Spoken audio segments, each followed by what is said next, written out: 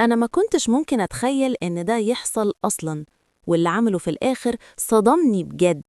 مش هتصدقوا الواد عمل إيه. علشان تفهموا الحكاية لازم أحكي لكم من الأول. أنا اسمي هويدا، سني دلوقتي 52 سنة، مطلقة وعايشة مع ابني الوحيد ميدو. هو دلوقتي عنده 22 سنة. بس حياتنا اتغيرت مع بعض وما بقيناش زي الأول بعد موقف حصل من 6 سنين.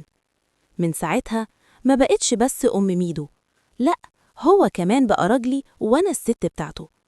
واحكي لكم اللي حصل بالظبط. أنا اتطلقت لما كان ميدو عنده 7 سنين.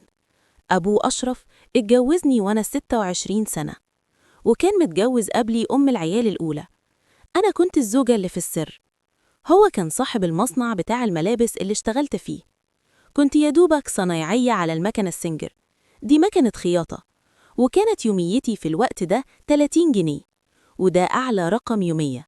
وعلى فكرة ما كانش علشان أنا شاطرة، لأ خالص، لكن علشان أنا عجبت أشرف. وكان معروف إن أشرف بخيل أساساً ومش بيدي يوميات. بس لما شافني في المصنع اللي كنت شغالة فيه قبله عند الحاج سيد، قال لي أنت بتاخدي كام؟ قلت له 10 جنيه. قال لي هديكي 30 جنيه.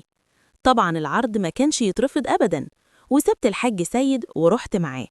وبيني وبينك أنا كنت هربانة مع الحاج سيد، لأنه كان بيستحل إن عينيه تبص في أي حتة ويبحلق، ومفيش واحدة تقدر تتكلم، واللي تتكلم بتمشي. وفي بنات هو اتجرأ معاهم وكان له حركات كده مش قد كده. إحنا كبنات كنا بنقول إنه الرجالة لما بتكبر لا مؤاخذة بيبقى ليهم تصرفات كده. يلا، ربنا يصلح حال الجميع. أشرف مش بس كان صاحب مصنع، لكن كان تاجر شاطر قوي. عرض عليا الجواز وهو ما كانش كبير، هو كان 40 سنة وقتها، وقال باللفظ: انت يوميتك بره المصنع هنا 10 جنيه، يعني 300 جنيه في الشهر، وفي السنة 3600 جنيه. ولو قلنا اشتغلتي 10 سنين كاملة، كل اللي هتاخديه 36 ألف جنيه بس. ده لو افترضنا إنك هتحوشي كل الفلوس ومش هتصرفي مليم. أنا هختصل عليكي كل ده. هتتجوزيني وهتاخدي مهر 40 ألف، يعني ما يعادل شغل 11 سنة. ولما طلقك ليكي مؤخر عندي 80 ألف.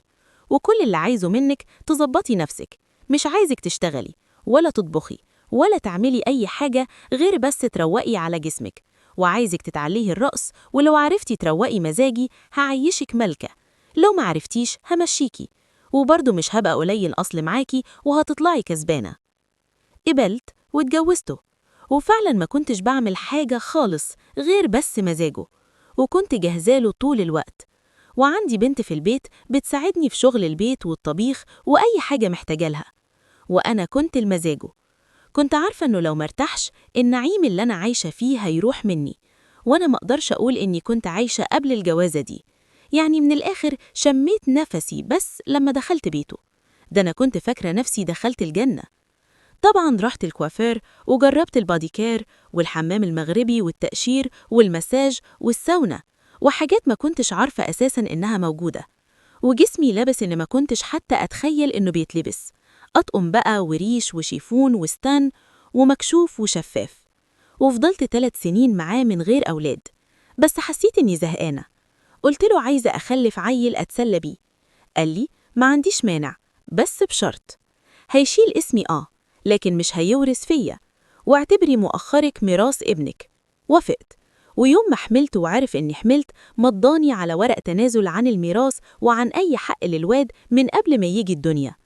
وفترة حملي كانت فترة صعبة، ما جاش فيها أشرف ولا مرة، وبعدها جه شاف ابنه مرة واحدة.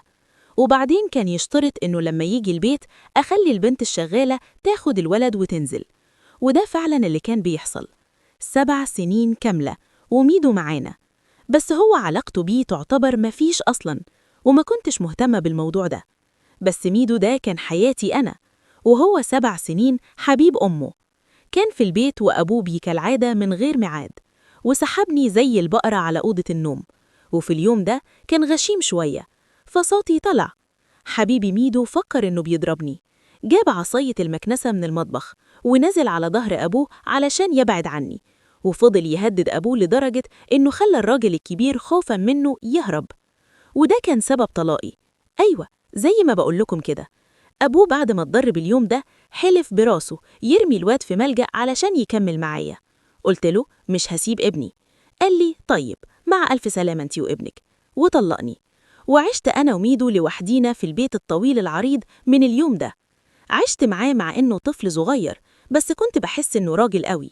حتى حضنه ما كانش حضن عيل، لكن كان مليان رجولة، ما حسيتهاش قبل كده أبدا. ابني فعلا ما كانش عيل عادي.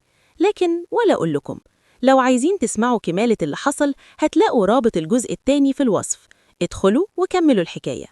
هحكي ليكم في الجزء التاني بالتفاصيل عن ازاي اتحولت العلاقة بيني وبين ابني لما كبر شوية، وايه اللي حصل وهو عنده 16 سنة، وعمل ايه لما شافه منفوخ وأحمر. يلا، ما تترددوش، مستنياكم. الرابط في الوصف علشان تكملوا الحكاية معايا.